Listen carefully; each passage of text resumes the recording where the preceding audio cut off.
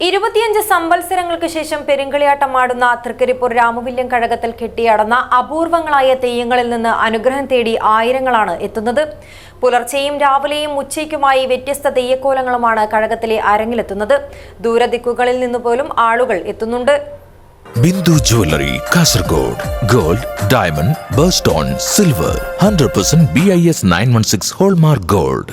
വിവിധ ക്ഷേത്രങ്ങളിൽ നിന്നുള്ള കലവറ ഘോഷയാത്രകൾ പൂർത്തിയായതോടെ പെരുങ്കളിയാട്ടത്തിനെത്തുന്നവർക്കെല്ലാം അന്നദാനവും തുടങ്ങിയിരുന്നു. പുലർച്ചെ മുതൽ വിവിധ തെയ്യങ്ങളിൽ നിന്നും അനുഗ്രഹം തേടി മഞ്ഞൾക്കുറി വാങ്ങുവാൻ നൂറുകണക്കിന് പേർ കാത്തിരിക്കുകയായിരുന്നു.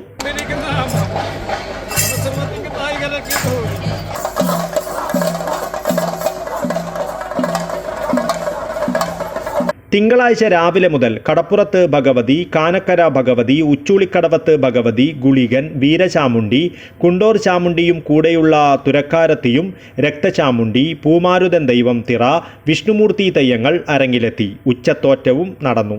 രാത്രി പൂമാരുതൻ ദൈവം വെള്ളാട്ടം, വടക്കൻകോടി ദൈവം വെള്ളാട്ടം, അന്തിത്തോറ്റം എന്നിവയും തിങ്കളാഴ്ച രാത്രി 11 മണി മുതൽ 12 മണി വരെ അങ്കക്കുളങ്ങര ഭഗവതി, ഉച്ചൂളിക്കടവത്ത് ഭഗവതി, രക്തചാമുണ്ടി, വിഷ്ണുമൂർത്തി തുടങ്ങിയ തെയ്യങ്ങളുടെ തോറ്റമാണ്.